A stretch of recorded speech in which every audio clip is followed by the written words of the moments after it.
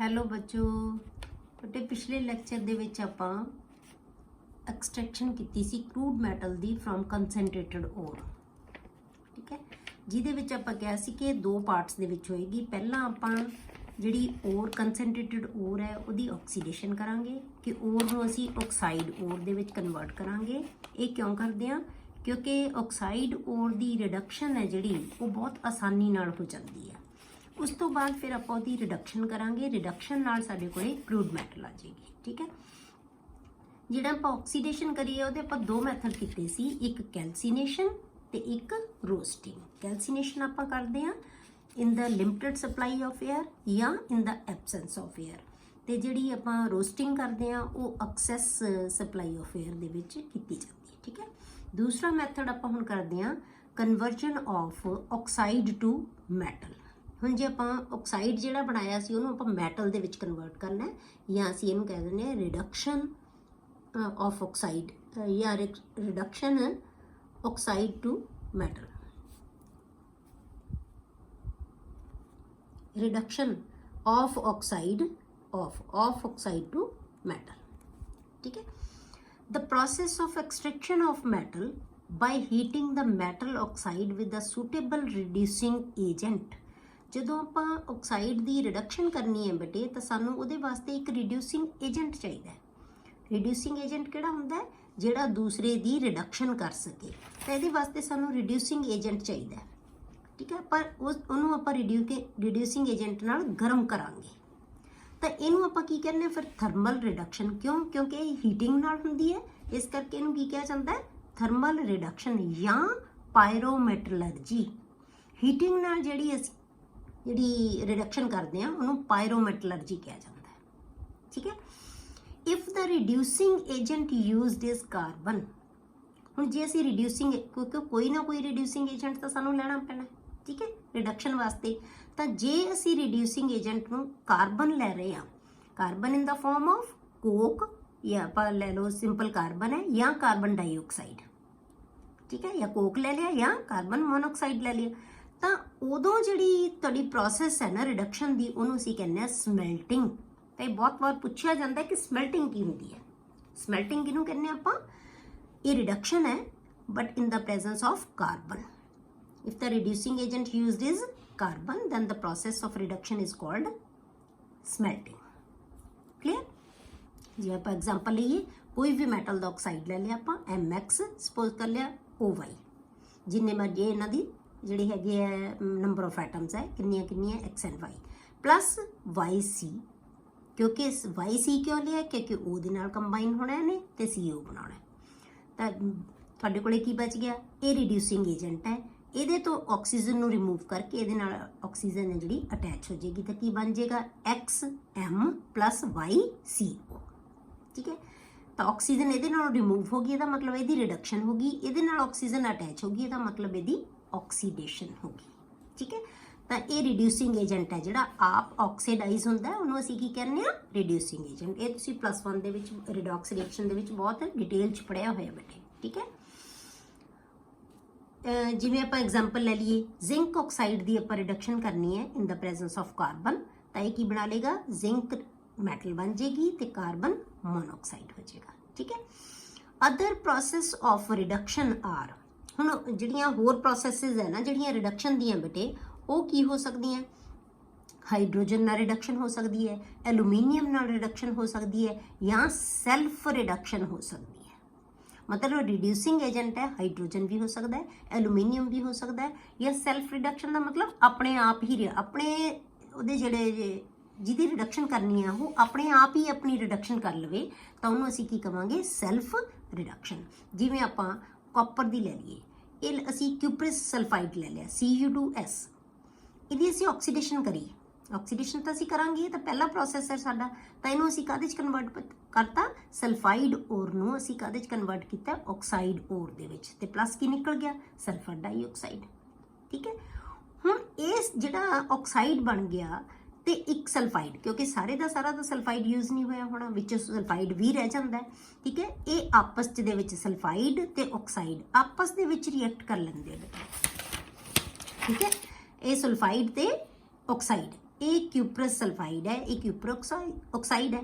ये दोनों आपस ਦੇ ਵਿੱਚ ਰਿਐਕਟ ਕਰਕੇ ਕੀ ਬਣਾ ਲੈਣਗੇ, ਵਿੱਚ ਹੀ ਰਿਐਕਸ਼ਨ ਮਿਕਸਚਰ ਦੇ ਅਸੀਂ ਕੋਈ ਚੀਜ਼ ਐਡ ਨਹੀਂ ਕੀਤੀ, ਸਿਰਫ ਉਹਦੀ ਆਕਸੀਡੇਸ਼ਨ ਕੀਤੀ ਸੀ ਤਾਂ ਉਹਨੇ ਕੀ ਬਣਾ ਲਿਆ, copper plus sulphur dioxide. Copper ਸਾਡੇ ਕੋਲੇ ਕਰੂਡ ਕਾਪਰ ਸਾਨੂੰ ਮਿਲ ਗਿਆ। ਤਾਂ ਇਸ ਤਰ੍ਹਾਂ ਦੀ ਰਿਡਕਸ਼ਨ ਨੂੰ ਆਪਾਂ ਕੀ ਕਹਿ ਦਿੰਦੇ ਹਾਂ ਬੇਟੇ, ਸੈਲਫ ਰਿਡਕਸ਼ਨ। ਆਪਣੇ ਆਪ ਹੀ ਕੋਈ ਸਾਨੂੰ ਰਿਡਿਊਸਿੰਗ ਏਜੰਟਸ ਇਹਦੇ ਵਿੱਚ ਪਾਉਣ ਦੀ ਲੋੜ ਨਹੀਂ ਪਈ। ਠੀਕ ਹੈ। For selection of reducing agent gives energy interpretations are made. ਹੁਣ ਅਸੀਂ ਕਿਹੜਾ ਰਿਡਿਊਸਿੰਗ ਏਜੰਟ ਲਈਏ ਰਿਡਕਸ਼ਨ ਵਾਸਤੇ, ਅਸੀਂ ਚੂਜ਼ ਕਰਨਾ ਕੋਈ। ਠੀਕ ਹੈ, ਸਿਲੈਕਟ ਕਰਨਾ ਰਿਡਿਊਸਿੰਗ ਏਜੰਟ ਕਿ ਕਿਹੜੀ ਜਿਹੜਾ ਆਕਸਾਈਡ ਹੈ ਉਹਦੇ ਵਾਸਤੇ ਕਿਹੜਾ ਰਿਡਿਊਸਿੰਗ ਏਜੰਟ ਅਸੀਂ ਯੂਜ਼ ਕਰਾਂਗੇ। ਉਹਦੇ ਵਾਸਤੇ ਅਸੀਂ ਥਰਮੋਡਾਇਨਮਿਕ ਪ੍ਰੋਸੈਸਿਸ ਹੈ ਜਿਹੜੀਆਂ ਉਹ ਲੈਂਦੇ ਹਾਂ, ਜਾਂ ਗਿਬਸ એનર્ਜੀ ਇੰਟਰਪ੍ਰੀਟੇਸ਼ਨ ਲੈਂਦੇ ਹਾਂ। ਗਿਬਸ એનર્ਜੀ ਕਿਉਂ ਲੈਂਦੇ ਹਾਂ ਬੇਟੇ, ਕਿਉਂਕਿ ਗਿਬਸ એનર્ਜੀ ਸਾਨੂੰ ਦੱਸਦੀ ਹੈ ਕਿ ਕੋਈ ਪ੍ਰੋਸੈਸ ਹੈ ਜਿਹੜੀ ਸਪੌਂਟੇਨੀਅਸ ਕਦੋਂ ਹੁੰਦੀ ਹੈ। ਦਿਮਾਗ 'ਚ ਤੁਹਾਨੂੰ ਯਾਦ ਹੈ ਵੀ ਕਦੋਂ ਕਹਿੰਦੇ ਆਪਾਂ ਜਿਹੜਾ ਰਿਐਕਸ਼ਨ ਜਾਂ ਪ੍ਰੋਸੈਸ ਸਪੌਂਟੇਨੀਅਸ ਹੁੰਦੀ ਹੈ, ਕਦੋਂ ਹੁੰਦੀ ਹੈ ਬੇਟੇ, ਜਦੋਂ ਗਿਬਸ એનર્ਜੀ ਦੀ ਵੈਲਿਊ ਨੈਗੇਟਿਵ ਹੁੰਦੀ ਹੈ। ਠੀਕ ਹੈ, ਜਦੋਂ ਇਹ ਨੈਗੇਟਿਵ ਹੋਏਗੀ ਤਾਂ ਪ੍ਰੋਸੈਸ ਕੀ ਹੁੰਦੀ ਹੈ, ਸਪੌਂਟੇਨੀਅਸ ਹੁੰਦੀ ਹੈ। ਜਦੋਂ ਜ਼ੀਰੋ ਹੁੰਦੀ ਹੈ ਤਾਂ ਉਦੋਂ ਇਕੁਇਲਿਬਰੀਅਮ ਤੇ ਹੁੰਦੀ ਹੈ। ਜਦੋਂ ਪੋਜ਼ਿਟਿਵ ਹੁੰਦੀ ਹੈ ਤਾਂ ਪ੍ਰੋਸੈਸ ਹੈ ਜਿਹੜੀ ਉਹ ਨਾਨ ਸਪੌਂਟੇਨੀਅਸ ਹੁੰਦੀ ਹੈ। ਠੀਕ ਹੈ, ਇਹ ਵੀ ਤੁਹਾਨੂੰ +1 ਦੀ ਚੀਜ਼ ਸੀ ਜਿਹੜਾ ਕਿ ਤੁਹਾਨੂੰ ਯਾਦ ਹੋਏਗਾ। ਹੁਣ ਆਪਾਂ ਲੈਣੇ ਬੇਟੇ ਥਰਮੋਡਾਇਨਮਿਕ ਪ੍ਰਿੰਸੀਪਲ ਆਫ ਮੈਟਲਰਜੀ। ਹੁਣ ਆਪਾਂ ਥਰਮੋਡਾਇਨਮਿਕ ਪ੍ਰਿੰਸੀਪਲ ਲਵਾਂਗੇ। ਥਰਮੋਡਾਇਨਮਿਕ ਕਿਉਂ, ਕਿਉਂਕਿ ਆਪਾਂ ਥਰਮੋਡਾਇਨਮਿਕਸ 'ਚ ਪੜ੍ਹਿਆ ਸੀ, ਜੇ ਤੁਹਾਨੂੰ ਯਾਦ ਹੋਵੇ ਆ ਚੀਜ਼ਾਂ ਜਿਹੜੀਆਂ ਥੈਰੇਪੀਜ਼ 'ਚ ਲਈਆਂ ਸੀ ਆਪਾਂ, ਜਾਂ એનર્ਜੀ ਚੇਂਜਸ ਜਿੰਨੀਆਂ ਵੀ ਪੜ੍ਹੀਆਂ ਸੀ ਆਪਾਂ, ਉਹ ਸਭ ਕਿੱਥੇ ਪੜ੍ਹੀਆਂ ਸੀ, ਥਰਮੋਡਾਇਨਮਿਕਸ ਦੇ। ਤੇ એનર્ਜੀ ਨਾਲ ਜਿਹੜੀ ਰਿਲੇਟਡ ਸਾਡੀ ਕੈਮਿਸਟਰੀ ਹੈ ਉਹਨੂੰ ਕੀ ਕਹਿੰਦੇ ਅਸੀਂ, ਥਰਮੋਡਾਇਨਮਿਕਸ। ਠੀਕ ਹੈ, ਦਿਸ ਪ੍ਰਿੰਸੀਪਲ ਹੈਲਪਸ ਇਨ ਚੂਜ਼ਿੰਗ ਅ ਸੂਟੇਬਲ ਰਿਡਿਊਸਿੰਗ ਏਜੰਟ। ਇਹ ਸਾਨੂੰ ਕੋਈ ਸੂਟੇਬਲ ਰਿਡਿਊਸਿੰਗ ਏਜੰਟ ਚੂਜ਼ ਕਰਨ ਦੇ ਵਿੱਚ ਸਾਨੂੰ ਮਦਦ ਕਰਦੀ ਹੈ। ਠੀਕ ਹੈ, ਜਿਹੜਾ ਥਰਮੋਡਾਇਨਮਿਕਸ ਹੈ ਜਾਂ ਥਰਮੋਡਾਇਨਮਿਕ ਪ੍ਰਿੰਸੀਪਲ ਹੈ ਜਿਹੜਾ ਸਾਨੂੰ ਪਤਾ ਹੈ ਬੇਟੇ ਕਿ ਗਿਬਸ ਫ੍ਰੀ એનર્ਜੀ ਚੇਂਜ ਕਾਹਦੇ ਨਾਲ ਲਿਖਦੇ ਆਪਾਂ, ਡੈਲਟਾ ਜੀ ਨਾਲ ਇਜ਼ ਗਿਵਨ ਬਾਈ, ਸਾਨੂੰ ਪਤਾ ਇਹਦਾ ਕਿ delta G is equal to delta H minus T delta S. ਠੀਕ ਹੈ, ਤਾਂ ਡੈਲਟਾ ਜੀ ਕੀ ਹੈ, Gibbs free energy. Delta H ਕੀ ਹੈ ਬੇਟੇ, एंथैल्पी चेंज। टी की चीज़ है, temperature. And delta S is entropy change. ठीक है, जिन्हों असी रैंडमनैस कहने। क्लीयर, तो जे तुहाडे कोले डेल्टा जी की वैल्यू जे नैगेटिव आ जाती है तो इसका मतलब the spontaneous G process is spontaneous. Clear, हुण if delta G is positive for any reaction, हुण सपोज करो साडे कोले कोई रिएक्शन है ਜਿਹੜਾ ਆਪਾਂ ਜਿਵੇਂ ਆਪਾਂ ਰਿਡਕਸ਼ਨ ਕਰ ਰਹੇ ਹਾਂ, ਉਹਦੀ ਜਿਹੜੀ ਪ੍ਰੋਸੈਸ ਹੈ ਉਹਦੇ ਵਿੱਚ ਡੈਲਟਾ ਜੀ ਦੀ ਵੈਲਿਊ ਪੋਜ਼ਿਟਿਵ ਆਉਂਦੀ ਹੈ। ਦੈਨ ਟੂ ਮੇਕ ਸੱਚ ਰਿਐਕਸ਼ਨ ਸਪੌਂਟੇਨੀਅਸ, ਹੁਣ ਇਹੋ ਜਿਹੀ ਪ੍ਰੋਸੈਸ ਨੂੰ ਜਿਹਦੇ 'ਚ ਡੈਲਟਾ ਜੀ ਦੀ ਵੈਲਿਊ ਪੋਜ਼ਿਟਿਵ ਹੈ ਉਹਨੂੰ ਆਪਾਂ ਸਪੌਂਟੇਨੀਅਸ ਬਣਾਉਣਾ ਹੈ, ਤਾਂ ਆਪਾਂ ਕੀ ਕਰਾਂਗੇ, it is coupled with another reaction of large negative G delta G value. ਮਤਲਬ ਕਿ ਕੋਈ ਅਸੀਂ ਇਹੋ ਜਿਹਾ ਰਿਐਕਸ਼ਨ ਮਿਕਸਚਰ ਉਹਦੇ ਵਿੱਚ ਐਡ ਕਰ ਦਾਂਗੇ ਜਿਸ ਰਿਐਕਸ਼ਨ ਦੀ ਡੈਲਟਾ ਜੀ ਦੀ ਵੈਲਿਊ ਬਹੁਤ ਜ਼ਿਆਦਾ ਨੈਗੇਟਿਵ ਹੋਵੇ, ਤਾਂ ਕਿ ਜਿਹੜੇ ਇਹ ਨੈਗੇਟਿਵ ਵੈਲਿਊ ਤੇ ਉਹਦੀ ਪੋਜ਼ਿਟਿਵ ਵੈਲਿਊ ਜੇ ਅਸੀਂ ਕੰਬਾਈਨ ਕਰ ਦਈਏ ਦੋਨਾਂ ਨੂੰ, ਇਕੱਠੇ ਕਰ ਦਈਏ ਦੋਨਾਂ ਨੂੰ, ਤਾਂ ਨੈਟ ਵੈਲਿਊ ਸਾਡੇ ਕੋਲੇ ਕੀ ਆ ਜੇ ਬੇਟੇ, ਨੈਗੇਟਿਵ ਆ ਜੇ। ਠੀਕ ਹੈ, so that the sum of the delta G becomes negative. This is known as coupling reaction. ਇਹਨੂੰ ਕੀ ਕਹਿੰਦੇ ਆਪਾਂ, ਕਪਲਿੰਗ ਰਿਐਕਸ਼ਨ। ਮਤਲਬ ਇੱਕ ਰਿਐਕਸ਼ਨ ਨੂੰ ਅਸੀਂ ਦੂਸਰੇ ਨਾਲ ਕਪਲ ਕਰਤਾ ਤਾਂ ਕਿ ਜਿਹੜੇ ਦੋਨਾਂ ਦਾ ਸਮ ਹੈ ਸਾਡੇ ਕੋਲੇ ਕੀ ਹੋਵੇ, ਨੈਗੇਟਿਵ ਹੈ। ਇਸ ਚੀਜ਼ ਨੂੰ ਅਸੀਂ ਯੂਜ਼ ਕਰਨਾ ਹੈ ਜਿਹੜਾ ਅਸੀਂ ਰਿਡਿਊਸਿੰਗ ਏਜੰਟ ਲਵਾਂਗੇ।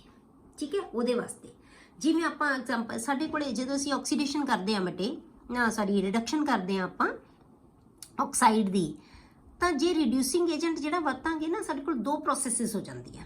ਇੱਕ ਤਾਂ ਦੇਖੋ ਤੁਸੀਂ ਆਕਸਾਈਡ ਨੇ ਆਕਸੀਜਨ ਰਿਲੀਜ਼ ਕੀਤੀ, ਠੀਕ ਹੈ, ਇਹ ਰਿਲੀਜ਼ਡ ਆਕਸੀਜਨ ਰਿਡਿਊਸਿੰਗ ਏਜੰਟ ਨੇ ਗੇਨ ਕਰ ਲਈ, ਦੋ ਪ੍ਰੋਸੈਸਿਸ ਹੋ ਗਈਆਂ। ਠੀਕ ਹੈ, ਤਾਂ ਇਹਦੀ ਤਾਂ ਰਿਡਕਸ਼ਨ ਹੋ ਗਈ ਕਿਉਂਕਿ ਇਹਨੇ ਆਕਸੀਜਨ ਲੂਜ਼ ਕੀਤੀ ਹੈ। ਪਰ ਜੇ ਇਹਨੂੰ ਗੇਨ ਕਰਨ ਵਾਲਾ ਹੀ ਨਹੀਂ ਹੋਊਗਾ ਆਕਸੀਜਨ ਨੂੰ, ਤਾਂ ਫਿਰ ਕੀ ਹੈ, ਇਹਦੇ ਨਾਲ ਹੀ ਕੰਬਾਈਨ ਹੋ ਜਾਏਗੀ, ਫਿਰ ਆਕਸਾਈਡ ਹੀ ਰਹੇਗਾ। ਠੀਕ ਹੈ, ਪਰ ਜਦੋਂ ਇਹ ਰਿਲੀਜ਼ ਕਰੇਗਾ ਤਾਂ ਉਹਨੂੰ ਗੇਨ ਕਰਨ ਵਾਲਾ ਕੋਈ ਚਾਹੀਦਾ, ਤਾਂ ਉਹ ਗੇਨ ਕਰਨ ਵਾਲਾ ਕੌਣ ਹੈ, ਉਹ ਹੈ ਰਿਡਿਊਸਿੰਗ ਏਜੰਟ। ਤਾਂ ਇੱਕ ਪ੍ਰੋਸੈਸ ਤਾਂ ਤੁਹਾਡੀ ਇਹ ਹੋ ਗਈ, ਇੱਕ ਪ੍ਰੋਸੈਸ ਇਹ ਹੋ ਗਈ। ठीक है, ਇਹਦੀ ਆਪਣੀ ਡੈਲਟਾ ਜੀ ਦੀ ਵੈਲਿਊ ਹੋਏਗੀ, ਇਹਦੀ ਆਪਣੀ ਡੈਲਟਾ ਜੀ ਦੀ ਵੈਲਿਊ ਹੋਏਗੀ। ਹੁਣ ਆਪਾਂ ਕੀ ਕਰਾਂਗੇ ਕਿ ਜੇ ਦੋਨਾਂ ਦੀਆਂ ਡੈਲਟਾ ਜੀ ਦੀਆਂ ਵੈਲਿਊਜ਼ ਜੋੜ ਦਈਏ ਤਾਂ ਨੈਟ ਵੈਲਿਊ ਜੇ ਸਾਡੇ ਕੋਲੇ ਨੈਗੇਟਿਵ ਆ ਗਈ ਤਾਂ ਉਹ ਰਿਡਿਊਸਿੰਗ ਏਜੰਟ ਇਹਨੂੰ ਰਿਡਿਊਸ ਕਰ ਸਕੇਗਾ। ਜੇ ਨੈਟ ਵੈਲਿਊ ਸਾਡੇ ਕੋਲੇ ਪੋਜ਼ਿਟਿਵ ਆ ਜਾਂਦੀ ਹੈ ਤਾਂ ਉਹ ਰਿਡਿਊਸਿੰਗ ਏਜੰਟ ਇਹਨੂੰ ਰਿਡਿਊਸ ਨਹੀਂ ਕਰ ਸਕੇਗਾ। ਠੀਕ ਹੈ, ਮੈਨੂੰ ਲੱਗਦਾ ਵੀ ਹੁਣ ਤੁਹਾਨੂੰ ਸਮਝ ਆ ਗਈ ਹੋਏਗੀ ਬੇਟੇ ਕਿ ਇਹ ਪ੍ਰੋਸੈਸ, ਇਹ ਦਿਮਾਗ 'ਚ ਰੱਖਣਾ ਹੈ ਕਿ ਇਹ ਪ੍ਰੋਸੈਸ ਹੈ ਨਾ ਜਿਹੜੀ ਰਿਡਕਸ਼ਨ ਦੀ, ਇਹ ਦੋ ਪ੍ਰੋਸੈਸਿਸ ਦਾ ਸਮ ਹੈ। ਇਹ ਪਹਿਲਾਂ ਆਕਸੀਡੇਸ਼ਨ ਸ਼ੋ ਕੀਤਾ, ਸੌਰੀ ਰਿਡਕਸ਼ਨ ਸ਼ੋ ਕੀਤੀ ਅਸੀਂ, ਜਿਹਦੇ ਵਿੱਚ ਮੈਟਲ ਆਕਸਾਈਡ ਆਕਸੀਜਨ ਰਿਲੀਜ਼ ਕਰ ਰਿਹਾ, ਤੇ ਦੂਜੀ ਪ੍ਰੋਸੈਸ ਦੇ ਵਿੱਚ ਰਿਡਿਊਸਿੰਗ ਏਜੰਟ ਉਸ ਆਕਸੀਜਨ ਨੂੰ ਗੇਨ ਕਰ ਰਿਹਾ, ਤਾਂ ਉਹ ਕੀ ਬਣਾ ਰਿਹਾ, ਕਾਰਬਨ ਮੋਨੋਆਕਸਾਈਡ। ਠੀਕ ਹੈ, ਤਾਂ ਦੋਨਾਂ ਦੀ ਨੈਟ ਵੈਲਿਊ ਹੈ ਜਿਹੜੀ ਡੈਲਟਾ ਜੀ ਦੀ, ਉਹ ਕੀ ਹੋਣੀ ਚਾਹੀਦੀ ਹੈ, ਨੈਗੇਟਿਵ ਆਉਣੀ ਚਾਹੀਦੀ ਹੈ। ਠੀਕ ਹੈ, ਇਹਦੇ ਵਾਸਤੇ ਬੇਟੇ ਕਿਹਦੀ ਆਪਾਂ ਜੇ ਚੂਜ਼ ਕਰਨਾ ਜਿਹੜਾ ਰਿਡਿਊਸਿੰਗ ਏਜੰਟ, ਉਹਦੇ ਵਾਸਤੇ ਅਲਿੰਗਮ ਨੇ ਇੱਕ ਡਾਇਆਗ੍ਰਾਮ ਦਿੱਤੀ। ਡਾਇਆਗ੍ਰਾਮ ਦਾ ਮਤਲਬ ਉਹਨੇ ਇੱਕ ਪਲਾਟ ਬਣਾਇਆ, ਗ੍ਰਾਫ ਪਲਾਟ ਕੀਤਾ ਉਹਨੇ, ਇਹਨੂੰ ਸਮਝਣ ਵਾਸਤੇ ਕਿ ਕਿਹੋ ਜਿਹਾ ਅਸੀਂ ਰਿਡਿਊਸਿੰਗ ਏਜੰਟ ਹੈ ਜਿਹੜਾ ਉਹ ਲੈ ਸਕਦੇ ਹਾਂ। ਤਾਂ ਉਹਨੂੰ ਅਸੀਂ ਅਲਿੰਗਮ ਡਾਇਆਗ੍ਰਾਮ ਕਹਿ ਦਿੰਦੇ ਹਾਂ। ਕੀ ਚੀਜ਼ ਹੈ ਅਲਿੰਗਮ ਡਾਇਆਗ੍ਰਾਮ ਬੇਟੇ? ਟੂ ਅੰਡਰਸਟੈਂਡ ਕਪਲਿੰਗ ਰਿਐਕਸ਼ਨਸ, ਇਹਨਾਂ ਰਿਐਕਸ਼ਨਸ ਨੂੰ ਸਮਝਣ ਲਈ ਅਲਿੰਗਮ ਪਲਾਟ ਆ ਗ੍ਰਾਫ ਬਿਟਵੀਨ ਗਿਬਸ એનર્ਜੀ ਡੈਲਟਾ ਜੀ ਵਰਸਸ ਟੈਂਪਰੇਚਰ। ਉਹਨੇ ਟੈਂਪਰੇਚਰ ਤੇ ਡੈਲਟਾ ਜੀ ਦੇ ਵਿੱਚ ਗ੍ਰਾਫ ਪਲਾਟ ਕਰਤਾ ਫਾਰ ਦਾ ਫਾਰਮੇਸ਼ਨ ਆਫ ਆਕਸਾਈਡਸ। ਅਲੱਗ-ਅਲੱਗ ਸਪੀਸ਼ੀਜ਼ ਦੇ ਆਕਸਾਈਡ ਬਣਾਤੇ ਉਹਨੇ, ਉਹਨਾਂ ਦੀ ਡੈਲਟਾ ਜੀ ਦੀ ਵੈਲਿਊ ਲਈ, ਤੇ ਇੱਕ ਪਾਸੇ ਕੀ ਲੈ ਲਿਆ, ਟੈਂਪਰੇਚਰ। ਉਹਦਾ ਜਿਹੜਾ ਗ੍ਰਾਫ ਸੀ ਸਾਰਿਆਂ ਦਾ ਸਟ੍ਰੇਟ ਲਾਈਨ ਆਇਆ, ਉਹ ਸਭ ਸਟ੍ਰੇਟ ਲਾਈਨ ਸੀ, ਮਤਲਬ ਹਰੇਕ ਦੀ, ਭਾਵੇਂ ਕੋਈ ਜਿਹੜਾ ਜਿਹਦੀ ਅਸੀਂ ਆਕਸੀਡੇਸ਼ਨ ਕਰਨੀ ਹੈ, ਚਾਹੇ ਉਹ ਹੈ, ਚਾਹੇ ਰਿਡਿਊਸਿੰਗ ਏਜੰਟ ਲੈ ਲਿਆ ਉਹ ਹੈ, ਜਿਹੜਾ ਵੀ ਮਰਜ਼ੀ ਹੈ, ਤਾਂ ਉਹਦੀ ਉਹਨੇ ਆਕਸੀਡੇਸ਼ਨ ਦਾ ਗ੍ਰਾਫ ਬਣਾਇਆ। ਮਤਲਬ ਜੇ ਅਸੀਂ ਆਹ ਚੀਜ਼ ਹੈ ਜਿਹੜੀ ਸਾਡੀ ਉੱਪਰ ਜਿਹੜਾ ਆਪਾਂ ਦਿਖਾਇਆ ਹੈ ਕਿ ਅਸੀਂ ਇਹਦੀ ਰਿਡਕਸ਼ਨ ਕਰ ਰਹੇ ਹਾਂ, ਉਹਨੇ ਇਸ ਰਿਐਕਸ਼ਨ ਨੂੰ ਉਲਟਾ ਦਿਖਾਇਆ, ਮੈਟਲ ਦੀ ਆਕਸੀਡੇਸ਼ਨ ਸ਼ੋ ਕੀਤੀ ਹੈ। ਡੈਲਟਾ ਜੀ ਦੀ ਵੈਲਿਊ ਇੱਥੇ ਉਹਨੇ ਆਹ ਵਾਲੀ ਲਈ ਹੈ, ਮੈਟਲ ਪਲੱਸ ਆਕਸੀਜਨ, ਵੀ ਜਦੋਂ ਮੈਟਲ ਆਕਸੀਜਨ ਨਾਲ ਮਿਲ ਕੇ ਆਕਸਾਈਡ ਬਣਾਉਂਦੀ ਹੈ ਤਾਂ ਡੈਲਟਾ ਜੀ ਦੀ ਵੈਲਿਊ ਕੀ ਆਉਂਦੀ ਹੈ। ਬਟ ਜੇ ਉਹਦੇ ਗ੍ਰਾਫ ਦੇ ਵਿੱਚ ਇਹਦੀ ਵੈਲਿਊ ਨੈਗੇਟਿਵ ਹੋਈ ਨਾ, ਤਾਂ ਇਹਦਾ ਮਤਲਬ ਇਹਦੀ ਜਿਹੜਾ ਰਿਡਕਸ਼ਨ ਉਹਦੀ ਵੈਲਿਊ ਕੀ ਹੋਏਗੀ, ਪੋਜ਼ਿਟਿਵ, ਉਲਟ ਹੋ ਜਾਏਗੀ, ਕਿਉਂਕਿ ਉਹਨੇ ਸਾਰਿਆਂ ਦੇ ਆਕਸਾਈਡ ਦੀ, ਜਿਵੇਂ ਇਹਦੇ ਕਾਰਬਨ ਦੇ ਆਕਸਾਈਡ ਦੀ, ਮੈਟਲ ਦੇ ਆਕਸਾਈਡ ਦੀ, ਅਲੱਗ-ਅਲੱਗ ਸਾਰੀਆਂ ਮੈਟਲਸ ਦੇ, ਕੋਈ ਵੀ ਹੋ ਸਕਦਾ ਮੈਟਲ ਨਾਨ ਮੈਟਲ, ਜਿਹਦੇ ਵੀ ਮਰਜ਼ੀ ਆਕਸਾਈਡ ਹੈ, ਉਹਨੇ ਆਕਸਾਈਡ ਦੇ ਜਿਹੜੀ ਆਕਸੀਡੇਸ਼ਨ ਹੋ ਰਹੀ ਹੈ ਉਹਨਾਂ ਦੀ, ਉਹਦੇ ਡੈਲਟਾ ਜੀ ਦੀ ਵੈਲਿਊ ਤੇ ਟੈਂਪਰੇਚਰ ਦੀ ਵੈਲਿਊ ਲਈ। ਠੀਕ ਹੈ, ਦੋਨਾਂ ਦਾ ਗ੍ਰਾਫ ਪਲਾਟ ਕੀਤਾ for the formation of oxide. This graphical representation is known as Ellingham diagram. ਇਸ ਜਿਹੜੀ ਗ੍ਰਾਫਿਕਲ ਰਿਪਰੈਜ਼ੈਂਟੇਸ਼ਨ ਹੈ ਉਹਨੂੰ ਅਸੀਂ ਕੀ ਕਹਿੰਦੇ ਆ, ਅਲਿੰਗਮ ਡਾਇਆਗ੍ਰਾਮ ਕਹਿੰਦੇ ਆ। ਠੀਕ ਹੈ, ਦਿਸ ਡਾਇਆਗ੍ਰਾਮ ਐਕਸਪਲੇਨ ਦ ਫੋਲੋਇੰਗ ਫੈਕਟਸ। ਹੁਣ ਇਹ ਡਾਇਆਗ੍ਰਾਮ ਕੀ ਐਕਸਪਲੇਨ ਕਰਦੀ ਹੈ ਬੇਟੇ, ਇਹ ਚੀਜ਼ਾਂ ਨੂੰ ਧਿਆਨ ਰੱਖਣਾ ਆਪਾਂ। ਠੀਕ ਹੈ, ਪਹਿਲੀ ਚੀਜ਼, ਐਂਟਰੋਪੀ ਡਿਕਰੀਜ਼ਸ during formation of metal oxide from metal, that is delta S is negative। ਜਦੋਂ ਉਹ ਕਹਿੰਦਾ ਹੈ ਕਿ ਸਭ ਤੋਂ ਪਹਿਲੀ ਚੀਜ਼ ਉਹਨੇ ਕੀ ਕਹੀ ਹੈ ਕਿ ਜਦੋਂ ਅਸੀਂ ਮੈਟਲ ਆਕਸਾਈਡ ਦੀ ਜਿਹੜਾ ਐਂਟਰੋਪੀ ਹੈ ਨਾ, ਜਦੋਂ ਮੈਟਲ ਆਕਸਾਈਡ ਬਣਦਾ ਹੈ ਤਾਂ ਉਦੋਂ ਐਂਟਰੋਪੀ ਘਟਦੀ ਹੈ। ਕਿਉਂ ਘਟਦੀ ਹੈ ਬੇਟੇ?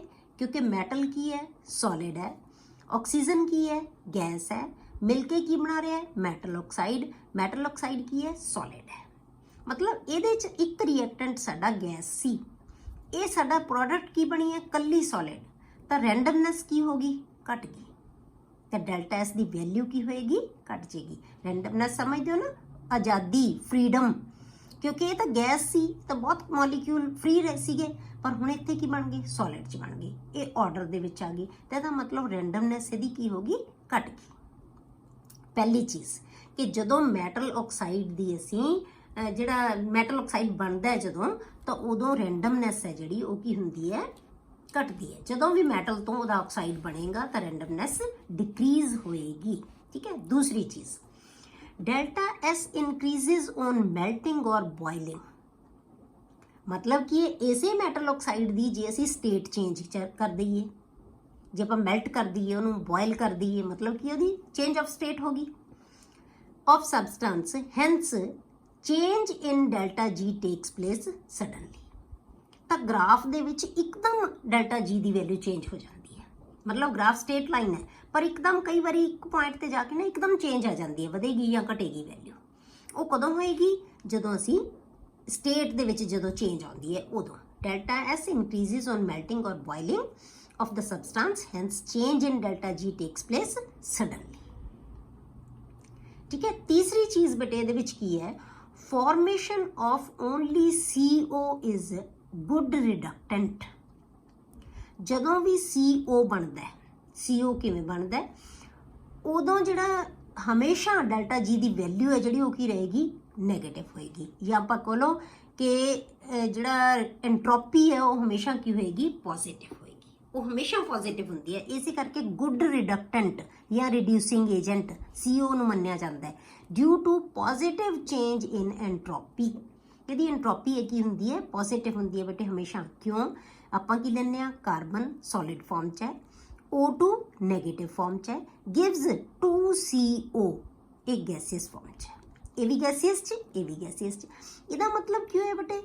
1 ਮੋਲ ਗੈਸ ਨੇ ਸੋਲਿਡ ਦੇ ਨਾਲ ਮਿਲ ਕੇ 2 ਮੋਲ ਗੈਸ ਬਣਾਤੀ। ਮਤਲਬ 1 ਮੋਲ ਤੋਂ 2 ਮੋਲ ਗੈਸ ਦੇ ਬਣ ਰਹੇ ਹੈ, ਤਾਂ ਆਜ਼ਾਦੀ ਕੀ ਹੋ ਗਈ? ਵੱਧ ਗਈ। ਗੈਸ ਹੁਣ ਸਾਡੀ ਪ੍ਰੋਡਕਟ ਹੈ ਜਿਹੜੀ ਕੱਲੀ ਗੈਸ ਹੈ। ਪਹਿਲਾਂ ਸਾਡੇ ਕੋਲੇ ਕੀ ਸੀ? ਗੈਸ ਵੀ ਸੀ, ਸੋਲਿਡ ਵੀ ਸੀ। ਉਹ ਸਾਰੀ ਦੀ ਸਾਰੀ ਕੱਚ ਕਨਵਰਟ ਹੋ ਗਈ ਗੈਸ 'ਚ। ਤਾਂ ਇਹਦਾ ਮਤਲਬ ਕੀ ਹੋ ਗਿਆ? ਰੈਂਡਮਨੈਸ ਇਨਕਰੀਜ਼ ਹੋ ਗਈ। ਤਾਂ ਇਸੇ ਕਰਕੇ ਬੇਟੇ CO ਹੈ ਨਾ ਜਿਹੜਾ, ਉਹਨੂੰ ਅਸੀਂ ਰਿਡਿਊਸਿੰਗ ਏਜੰਟ ਹੈ, ਅਸੀਂ ਉਹਨੂੰ ਗੁੱਡ ਜਿਹੜਾ ਹੈ ਰਿਡਕਟੈਂਟ ਜਾਂ ਰਿਡਿਊਸਿੰਗ ਏਜੰਟ ਲੈਂਦੇ ਹਾਂ। ਕਿਉਂਕਿ ਡੈਲਟਾ H ਹੈ ਜਿਹੜੀ ਡੈਲਟਾ S ਹੈ ਉਹਦੀ ਵੈਲਿਊ ਹਮੇਸ਼ਾ ਪੋਜ਼ਿਟਿਵ ਹੋਏਗੀ। ਤਾਂ ਕਿਸੇ ਵੀ ਪ੍ਰੋਸੈਸ ਵਾਸਤੇ ਡੈਲਟਾ G ਦੀ ਵੈਲਿਊ ਜਦੋਂ ਸਾਡੇ ਕੋਲੇ ਨੈਗੇਟਿਵ ਹੋਣੀ ਹੈ ਤਾਂ ਉਹਦੇ ਵਾਸਤੇ ਡੈਲਟਾ S ਦੀ ਵੈਲਿਊ ਹਮੇਸ਼ਾ ਕੀ ਹੋਣੀ ਚਾਹੀਦੀ ਹੈ? ਪੋਜ਼ਿਟਿਵ। ਡੈਲਟਾ H ਦੀ ਵੈਲਿਊ ਨੈਗੇਟਿਵ। ਤਾਂ ਉਦੋਂ ਹਮੇਸ਼ਾ ਰਿਐਕਸ਼ਨ ਹੈ ਸਾਡਾ ਡੈਲਟਾ ਜਿਹੜਾ ਸਪੌਂਟੇਨੀਅਸ ਹੋਏਗੀ, ਡੈਲਟਾ G ਦੀ ਵੈਲਿਊ ਨੈਗੇਟਿਵ ਆਏਗੀ। ਕਲੀਅਰ ਹੋ ਗਿਆ? ਜਦੋਂ ਸਾਡੇ ਕੋਲੇ ਡੈਲਟਾ S ਦੀ ਵੈਲਿਊ ਪੋਜ਼ਿਟਿਵ ਹੋਏਗੀ। ਤਾਂ ਜਦੋਂ ਕਾਰਬਨ ਦੀ ਅਸੀਂ ਆਕਸੀਡੇਸ਼ਨ ਕਰਦੇ ਹਾਂ ਤਾਂ ਕਾਰਬਨ ਮੋਨੋਆਕਸਾਈਡ ਬਣ ਰਿਹਾ, ਤਾਂ ਉਦੋਂ ਸਾਡੇ ਕੋਲੇ ਡੈਲਟਾ S ਹੈ ਜਿਹੜਾ ਉਹ ਪੋਜ਼ਿਟਿਵ ਸ਼ੋ ਹੋ ਰਿਹਾ। ਕਲੀਅਰ? ਹੁਣ ਆਪਾਂ ਗ੍ਰਾਫਿਕਲ ਜੇ ਆਪਾਂ ਦੇਖੀਏ ਇਹਦੀ ਆਪਾਂ ਜਿਹੜਾ ਗ੍ਰਾਫ ਆਪਾਂ ਦੇਖੀਏ ਜੇ ਇਹਦਾ ਤਾਂ ਕਿਵੇਂ ਹੈ? ਲਿੰਕਮ ਡਾਇਗਰਾਮ ਕਿਹਨੂੰ ਕਹਿੰਦੇ ਆ? ਆ ਬੇਟੇ ਤੁਹਾਡੇ ਕੋਲੇ ਗ੍ਰਾਫ ਹੈ। ਠੀਕ ਹੈ। ਹੁਣ ਇਹਦੇ ਵਿੱਚ ਤੁਹਾਨੂੰ ਅਲੱਗ-ਅਲੱਗ ਜਿਹੜੀਆਂ ਹੈਗੀਆਂ ਆਕਸੀਡੇਸ਼ਨ ਦਿਖਾਈਆਂ ਗਈਆਂ ਅਲੱਗ-ਅਲੱਗ ਸਪੀਸ਼ੀਜ਼ ਦੀਆਂ।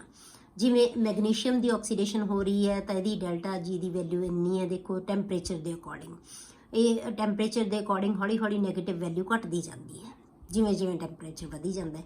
ਫਿਰ ਐਲੂਮੀਨੀਅਮ ਆ ਗਿਆ ਸਾਡਾ, ਇਹਦੀ ਸਟ੍ਰੇਟ ਲਾਈਨ, ਮਤਲਬ ਸਟ੍ਰੇਟ ਲਾਈਨ ਹੈ, ਇੱਕਦਮ ਕਿਤੇ ਚੇਂਜ ਆਉਂਦੀ ਹੈ ਤਾਂ ਉੱਥੇ ਸਟੇਟ ਚੇਂਜ ਹੋਏਗੀ ਉਹਦੀ।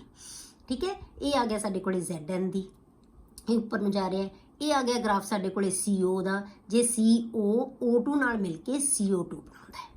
ਠੀਕ ਹੈ। ਇਹ ਗ੍ਰਾਫ ਉਹਦਾ ਆ ਗਿਆ। ਇਹ ਅਲੱਗ-ਅਲੱਗ ਸਾਰਿਆਂ ਦੇ ਗ੍ਰਾਫ ਬਣਾਏ ਹੋਏ ਹੈ, ਅਲੱਗ-ਅਲੱਗ ਗ੍ਰਾਫ ਸ਼ੋ ਕੀਤੇ। ਹੁਣ ਤੁਸੀਂ ਧਿਆਨ ਨਾਲ ਦੇਖੋ ਕਿ ਜੇ ਅਸੀਂ O ਨੂੰ ਲਈਏ ਨਾ, ਸੌਰੀ C ਦੀ ਅਸੀਂ ਆਕਸੀਡੇਸ਼ਨ ਕਰੀਏ, C ਦੀ ਇੱਥੋਂ C ਦੀ ਜਦੋਂ ਅਸੀਂ ਆਕਸੀਡੇਸ਼ਨ ਕਰਦੇ ਆ ਨਾ ਬੇਟੇ ਤਾਂ C + O2 ਗਿਵਜ਼ CO ਤੇ ਕੀ ਬਣਾ ਰਿਹਾ? Carbon monoxide. ਉਹਦੇ ਦੇਖੋ ਤੁਸੀਂ ਟੈਂਪਰੇਚਰ ਦੇ ਵਧਣ ਨਾਲ ਉਹਦੀ ਡੈਲਟਾ G ਦੀ ਵੈਲਿਊ ਜ਼ਿਆਦਾ ਨੈਗੇਟਿਵ ਹੁੰਦੀ ਜਾਂਦੀ ਹੈ। ਗ੍ਰਾਫ ਨੀਚੇ ਨੂੰ ਆ ਰਿਹਾ ਇਹਦਾ, ਬਾਕੀਆਂ ਦਾ ਸਾਰਾ ਗ੍ਰਾਫ ਕਿੱਥੇ ਨੂੰ ਜਾ ਰਿਹਾ?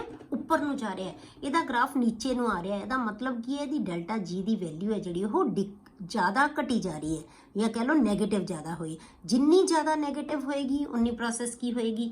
ਸਪੌਂਟੇਨੀਅਸ ਹੋਏਗੀ।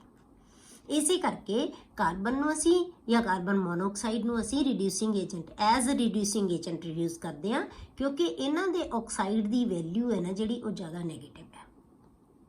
ਕਲੀਅਰ ਹੋ ਗਿਆ? ਹੁਣ ਜਿਵੇਂ ਆਪਾਂ ਜ਼ਿੰਕ ਦੀ ਆਕਸੀਡੇਸ਼ਨ ਆਪਾਂ ਰਿਡਕਸ਼ਨ ਕਰਨੀ ਹੈ ਤਾਂ ਹੁਣ ਕੀ ਹੈ? ਇਹ ਜ਼ਿੰਕ ਦੇ ਆਕਸਾਈਡ ਦਾ ਗ੍ਰਾਫ ਹੈ। ਠੀਕ ਹੈ। ਇਹ ਕਾਰਬਨ ਦੇ ਜਿਹੜਾ ਹੈਗਾ ਗ੍ਰਾਫ ਹੈ, ਕਾਰਬਨ ਦੇ ਆਕਸਾਈਡ ਦਾ ਗ੍ਰਾਫ ਹੈ। ਦੋਨਾਂ ਦੇ ਗ੍ਰਾਫ ਦੇਖੋ ਹੁਣ ਤੁਸੀਂ। ਇੱਕ ਜ਼ਿੰਕ ਦਾ ਆਕਸਾਈਡ, ਮਤਲਬ ਕੀ ਹੈ? ਆਪਾਂ ਕੀ ਦੇਖਣਾ ਹੈ ਕਿ ਆਪਾਂ ਜ਼ਿੰਕ ਆਕਸਾਈਡ ਨੂੰ ਰਿਡਿਊਸ ਕਰਨਾ ਹੈ। ਹੁਣ ਇਹ ਦੋ ਰਿਐਕਸ਼ਨ ਡਿਸਾਈਡ ਕਰਨਗੇ ਕਿ ਇਹ ਆਕਸਾਈਡ ਰਹੇਗਾ ਕਿ ਇਹ ਆਕਸਾਈਡ ਰਹੇਗਾ। ਕਿਹੜਾ ਆਕਸਾਈਡ ਰਹੇਗਾ ਬੇਟੇ ਦੋਨਾਂ ਚੋਂ? ਜਿਹਦੀ ਡੈਲਟਾ G ਦੀ ਵੈਲਿਊ ਜ਼ਿਆਦਾ ਨੈਗੇਟਿਵ ਹੋਏਗੀ। ਠੀਕ ਹੈ। ਤਾਂ ਹੁਣ ਕੀ ਹੈ? ਆਪਾਂ ਕੀ ਲਵਾਂਗੇ? ਆਪਾਂ ਸ਼ੋ ਤਾਂ ਆਕਸਾਈਡ ਹੀ ਦਿਖਾਉਣਾ, ਇਹ ਵੀ ਆਕਸਾਈਡ, ਇਹ ਸਾਡੇ ਕੋਲੇ ਹੈਗਾ ਆਕਸਾਈਡ, ਇਹ ਆਕਸਾਈਡ ਬਣੇਗਾ। ਠੀਕ ਹੈ, ਹੁਣ ਜੇ ਤਾਂ ਜਿਹਨੇ ਆਕਸਾਈਡ ਬਣਾਉਣਾ ਹੈ, ਜਿਹਦੀ ਉਹਦੀ ਡੈਲਟਾ ਜੀ ਦੀ ਵੈਲਿਊ ਜ਼ਿਆਦਾ ਨੈਗੇਟਿਵ ਹੋਗੀ ਬੇਟੇ, ਤਾਂ ਫਿਰ ਇਹ ਰਿਡਿਊਸ ਹੋ ਜਾਏਗਾ। ਜੇ ਇਹਦੀ ਵੈਲਿਊ ਇਹਦੇ ਨਾਲੋਂ ਨਾ ਘਟੀ ਤਾਂ ਫਿਰ ਇਹ ਰਿਡਿਊਸ ਨਹੀਂ ਹੋਏਗਾ। ਠੀਕ ਹੈ, ਤਾਂ ਹੁਣ ਇਹ ਦੇਖੋ ਤੁਸੀਂ, ਜ਼ਿਆਦਾ ਟੈਂਪਰੇਚਰ ਤੇ ਜਾ ਕੇ, ਹਾਈ ਟੈਂਪਰੇਚਰ ਤੇ ਜਾ ਕੇ ਜਿਹੜਾ ਕਾਰਬਨ ਦੇ ਆਕਸਾਈਡ ਦਾ ਗ੍ਰਾਫ ਹੈ ਨਾ, ਉਹ ਜ਼ਿੰਕ ਦੇ ਆਕਸਾਈਡ ਨਾਲੋਂ ਨੀਚੇ ਆ ਰਿਹਾ ਹੈ। ਤਾਂ ਇਹਦਾ ਮਤਲਬ ਕੀ ਹੈ ਕਿ ਕਾਰਬਨ ਨੂੰ ਜ਼ਿੰਕ ਆਕਸਾਈਡ ਦੀ ਰਿਡਕਸ਼ਨ ਵਾਸਤੇ ਅਸੀਂ ਯੂਜ਼ ਕਰ ਸਕਦੇ ਹਾਂ। ਮਤਲਬ ਹਾਇਰ ਟੈਂਪਰੇਚਰ ਤੇ ਜਾ ਕੇ ਕਾਰਬਨ ਦਾ ਆਕਸਾਈਡ ਜ਼ਿਆਦਾ ਸਟੇਬਲ ਹੋ ਜਾਏਗਾ as compare to zinc oxide, ਤਾਂ ਫਿਰ ਜ਼ਿੰਕ ਦੀ ਰਿਡਕਸ਼ਨ ਹੋ ਜਾਏਗੀ। ਠੀਕ ਹੈ, ਇਹਨੂੰ ਅਸੀਂ ਰਿਡਿਊਸਿੰਗ ਏਜੰਟ ਯੂਜ਼ ਕਰ ਸਕਾਂਗੇ। ਤੁਹਾਨੂੰ ਕੁਐਸਚਨ ਆ ਜਾਂਦਾ ਬੇਟੇ ਇਹਦੇ ਵਿੱਚ ਕਿ ਜ਼ਿੰਕ ਦੇ ਲਈ ਕਿਹੜਾ ਬੈਟਰ ਰਿਡਿਊਸਿੰਗ ਏਜੰਟ ਹੁੰਦਾ ਹੈ, ਕਾਰਬਨ ਮੋਨੋਆਕਸਾਈਡ ਜਾਂ ਕਾਰਬਨ ਮੋਨੋਆਕਸਾਈਡ ਜਾਂ ਕਾਰਬਨ। ਹੁਣ ਇੱਥੇ ਅਸੀਂ ਕਾਰਬਨ ਮੋਨੋਆਕਸਾਈਡ ਨੂੰ ਜ਼ਿੰਕ ਵਾਸਤੇ ਨਹੀਂ ਯੂਜ਼ ਕਰ ਸਕਦੇ। ਕਿਉਂ? ਕਿਉਂਕਿ ਕਾਰਬਨ ਮੋਨੋਆਕਸਾਈਡ ਦਾ ਗ੍ਰਾਫ ਹੈ ਨਾ ਜਿਹੜਾ, ਹਰੇਕ ਟੈਂਪਰੇਚਰ ਦੇ ਉੱਤੇ ਜ਼ਿੰਕ ਨਾਲੋਂ ਉੱਪਰ ਹੈ। ਮਤਲਬ ਕੀ ਹੈ ਕਿ ਡੈਲਟਾ ਜੀ ਦੀ ਵੈਲਿਊ ਜ਼ਿੰਕ ਨਾਲੋਂ ਹਰੇਕ ਟੈਂਪਰੇਚਰ ਦੇ ਉਹਦੇ ਕੀ ਹੈ, ਉਹਦੇ ਨਾਲੋਂ ਘੱਟ ਨੈਗੇਟਿਵ ਹੈ।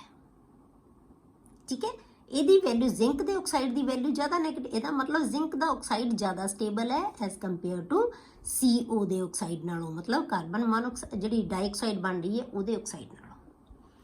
ਠੀਕ ਹੈ, ਆਕਸਾਈਡ ਕਿਹਦਾ ਜ਼ਿਆਦਾ ਬਣੇਗਾ, ਰਹੇਗਾ ਮਿਕਸਚਰ 'ਚ, ਜਿਹਦੀ ਡੈਲਟਾ ਜੀ ਦੀ ਵੈਲਿਊ ਜ਼ਿਆਦਾ ਨੈਗੇਟਿਵ ਹੋਏਗੀ। ਠੀਕ ਹੈ, ਤੇ ਇਸ ਕਰਕੇ ਉੱਤੇ ਆਨਸਰ ਕੀ ਕਰਨਾ ਸੀ ਕਿ ਅਸੀਂ ਕਾਰਬਨ ਨੂੰ ਐਜ਼ ਰਿਡਿਊਸਿੰਗ ਏਜੰਟ ਯੂਜ਼ ਕਰਦੇ ਹਾਂ ਜ਼ਿੰਕ ਵਾਸਤੇ, ਕਿਉਂਕਿ ਇਹਦੇ ਡੈਲਟਾ ਜੀ ਦੀ ਵੈਲਿਊ ਨੈਗੇਟਿਵ ਆ ਜਾਂਦੀ ਹੈ ਹਾਈ ਟੈਂਪਰੇਚਰ ਦੇ ਉੱਤੇ, ਪਰ ਕਾਰਬਨ ਮੋਨੋਆਕਸਾਈਡ ਦੀ ਕਦੇ ਵੀ ਡੈਲਟਾ ਜੀ ਦੀ ਵੈਲਿਊ ਨੈਗੇਟਿਵ ਨਹੀਂ ਆਉਂਦੀ, ਇਹ ਹਮੇਸ਼ਾ ਗ੍ਰਾਫ ਉੱਪਰ ਹੈ। ਹੁਣ ਇਹ ਗ੍ਰਾਫ ਨੂੰ ਦੇਖ ਕੇ ਆਪਾਂ ਕੀ ਚੀਜ਼ ਦੱਸ ਰੱਖੇ, ਬਹੁਤ ਕਲੀਅਰਲੀ ਇੱਕ ਚੀਜ਼ ਕਹਿ ਸਕਦੇ ਹਾਂ ਕਿ ਜਿਸ ਵੀ ਆਕਸਾਈਡ ਦਾ ਗ੍ਰਾਫ ਨੀਚੇ ਹੋਏਗਾ ਨਾ, ਉਹ ਦੂਸਰੇ ਨੂੰ ਰਿਡਿਊਸ ਕਰ ਸਕਦਾ ਹੈ।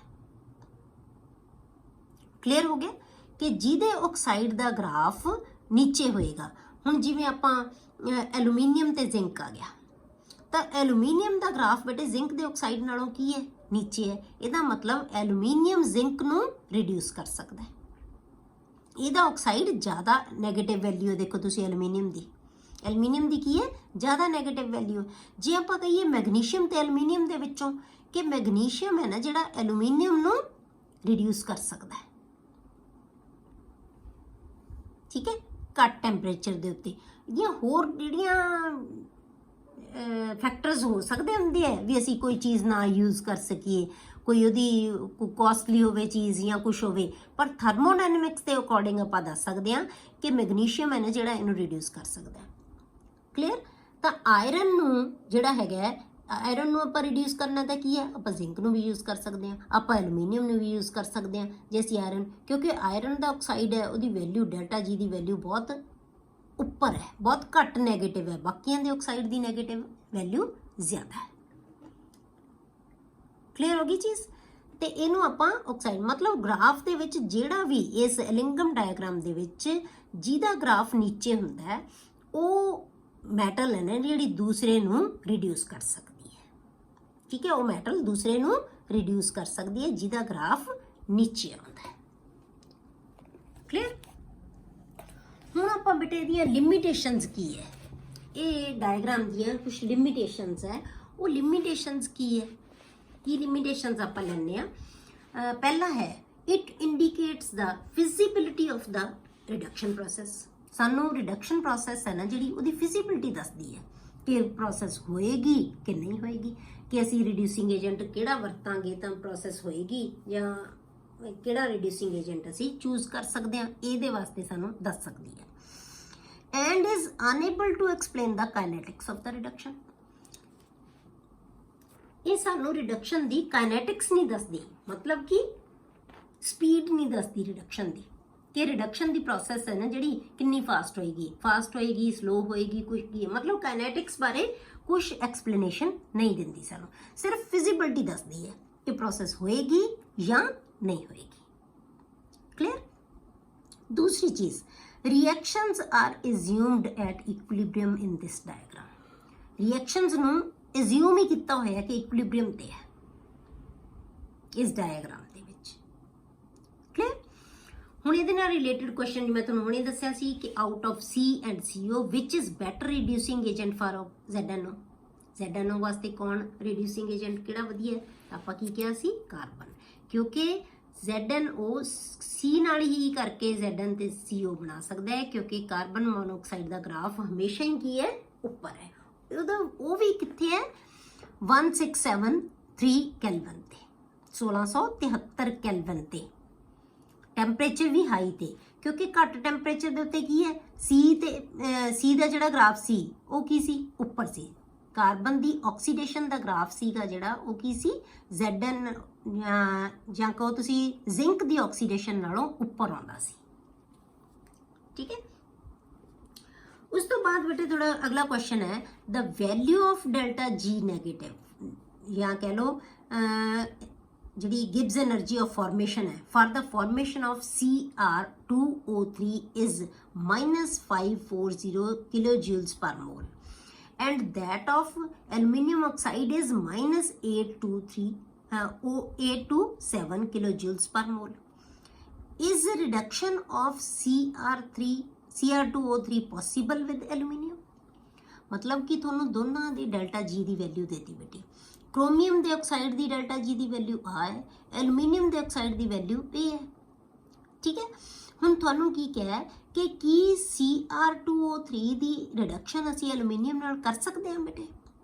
तो बिल्कुल कर सकते हैं। ये तुसी ध्यान नाल इहनूं देख के दस सकते हो कि ਇਹਦੀ वैल्यू ज़्यादा नैगेटिव है। ਇਹਦਾ मतलब ਇਹਦਾ ऑक्साइड है ਜਿਹੜਾ ਉਹ ਕੀ है? ज़्यादा स्टेबल है। ਜਿਹਦੀ डेल्टा G ਦੀ वैल्यू ज़्यादा नैगेटिव है ਉਹਦੀ ਕੀ है? स्टेबिलिटी ज़्यादा है। ठीक है। ਇਹਦਾ मतलब ਇਹ ਬਣਾਏ ਕਿ ਜੇ ਅਸੀਂ ਦੋਨਾਂ ਦੇ ਰਿਐਕਸ਼ਨ ਨੂੰ ਕਪਲ ਕਰ ਦਾਂਗੇ, ਕਿਉਂਕਿ ਇਹਦਾ ਅਸੀਂ ਰਿਡਕਸ਼ਨ ਕਰਨੀ ਹੈ, ਇਹ ਉਲਟ ਜਾਏਗਾ, ਇਹ ਪੋਜ਼ਿਟਿਵ वैल्यू बन जाएगी उदों। ठीक है। क्योंकि असी ऑक्सीडेशन दोनों की ऑक्सीडेशन की वैल्यू दी हुई है बेटे ये। ठीक है। ऑक्सीडेशन की वैल्यू है दोनों की, पर यदि असी की करनी है? रिडक्शन। यदि एल्यूमीनियम पावांगे ये असी ये रिएक्शन लैके वो एल्यूमीनियम पा देंगे तो ये मैटल बन जाएगी, एल्यूमीनियम का ऑक्साइड बन जाएगा। क्योंकि एल्यूमीनियम के ऑक्साइड की वैल्यू नैगेटिव है, ज़्यादा नैगेटिव ये कंपैरेटिवली। ठीक है। तो फिर की होएगा? तो यदि रिडक्शन है जी पॉसिबल होएगी। Delta G naught for the combined reaction will be negative, therefore the reduction of Cr2O3 by aluminium is possible. ठीक है।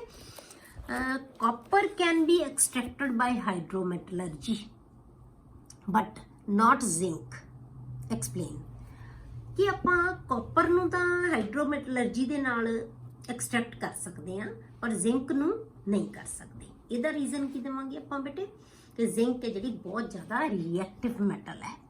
जिंक इज़ मोर इलैक्ट्रोपॉजिटिव, बहुत ज़्यादा इलैक्ट्रोपॉजिटिव है। जे आप डेल्टा ई दी ना ई नॉट वैल्यू देखिए -0 सही तुहानूं याद होएगा इलैक्ट्रोड पोटेंशियल ऑफ जिंक -0.76 वोल्ट्स होंदी है। Therefore highly reactive metal. मतलब की है ਇਹਦੀ ਜਿਹੜੀ ਹੈਗੀ ਹੈ ਆਕਸੀਡੇਸ਼ਨ ਹੀ ਹੋਏਗੀ, क्योंकि ਇਹਦਾ ਰਿਡਕਸ਼ਨ ਪੋਟੈਂਸ਼ੀਅਲ ਬਹੁਤ ਜ਼ਿਆਦਾ ਘੱਟ ਹੈ, ਬਹੁਤ ਜ਼ਿਆਦਾ ਘੱਟ। ਰਿਡਕਸ਼ਨ ਕਿਹਦੀ ਹੁੰਦੀ ਹੈ ਬੇਟੇ?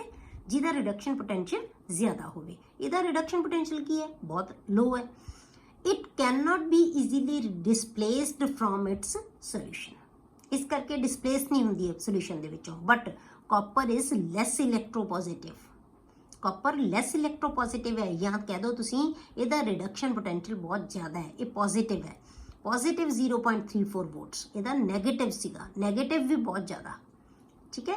And can be easily displaced from its solution by more reactive metal such as zinc. ਇਹਦੇ ਸੋਲੂਸ਼ਨ ਦੇ ਵਿੱਚ ਆਪਾਂ ਜ਼ਿੰਕ ਪਾ ਦਈਏ ਤਾਂ ਉਹਨੇ ਕਾਪਰ ਨੂੰ ਨਾਲ ਦੀ ਨਾਲ ਰਿਪਲੇਸ ਕਰ ਦੇਣਾ। ਆਪਾਂ ਕਾਪਰ ਸਲਫੇਟ ਦੇ ਵਿੱਚ ਜ਼ਿੰਕ ਪਾਤਾ ਤੇ ਜ਼ਿੰਕ ਨੇ ਕੀ ਕਰਨਾ ਹੈ? ਜ਼ਿੰਕ ਸਲਫੇਟ ਬਣਾ ਲੈਣਾ, ਕਾਪਰ ਮੈਟਲ ਬਣ ਜਾਏਗੀ। ਜਿਵੇਂ ਆਪਾਂ ਕੀਤਾ ਸੀ ਕਿ ਜਦੋਂ ਅਸੀਂ ਕਾਪਰ ਸਲਫੇਟ ਦੇ ਵਿੱਚ ਜ਼ਿੰਕ ਦੀ ਰੋਡ ਪਾਉਂਦੇ ਆ ਤਾਂ ਉਹਦਾ ਕਲਰ ਹੈ ਡਿਸਅਪੀਅਰ ਹੋ ਜਾਂਦਾ ਹੈ। ਕਿਉਂ ਹੋ ਜਾਂਦਾ ਹੈ?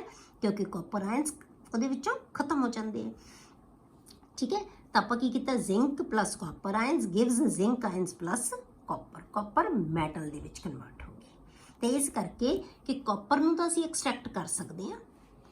ठीक है। पर ਜ਼ਿੰਕ ਨੂੰ ਨਹੀਂ ਕਰ ਸਕਦੇ ਕਿਉਂਕਿ ਜ਼ਿੰਕ ਨੂੰ ਕੋਈ ਮੈਟਲ ਜਿਹੜੀ ਹੈਗੀ ਹੈ ਰਿਪਲੇਸ ਨਹੀਂ ਕਰ ਸਕਦੀ, ਤੇ ਇਹ ਜ਼ਿੰਕ ਬਹੁਤ ਜ਼ਿਆਦਾ ਰਿਐਕਟਿਵ ਮੈਟਲ ਹੁੰਦੀ ਹੈ। ਠੀਕ ਹੈ, ਅਗਲਾ ਟੌਪਿਕ ਆਪਾਂ ਬੇਟੇ ਨੈਕਸਟ ਵੀਡੀਓ ਦੇ ਵਿੱਚ ਕਰਾਂਗੇ।